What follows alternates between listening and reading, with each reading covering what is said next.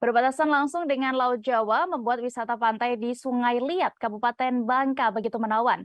Bagi tribuners yang ingin kabur sejenak dari aktivitas pekerjaan di kota, patut dicoba untuk ke Pantai Jambosak Tanjung.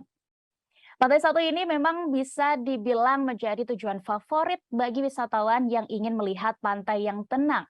Karena ombak yang tenang, traveler wisatawan bisa menikmatinya dengan berenang di pantai tersebut.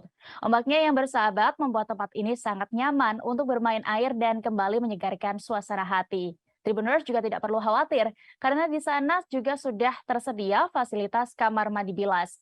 Terdapat bebatuan granit terletak di sepanjang bibir pantai, perairan lautnya pun biru nan jernih dan hamparan pasir putihnya yang menyegarkan mata. Pantai Jambosak memiliki hamparan pantai dua sisi yang bisa Anda pilih. Di sisi kiri tersedia anak tangga yang akan membantu menuju pantai. Sedangkan untuk sisi kanan, pengunjung bisa saja melewati pijakan di atas bebatuan atau penghalau semak belukar terlebih dahulu.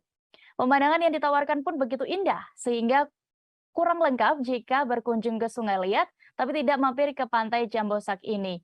Apalagi pantai yang tergolong tempat wisata baru ini buka selama 24 jam dengan tiket masuk sebesar Rp10.000 per orang.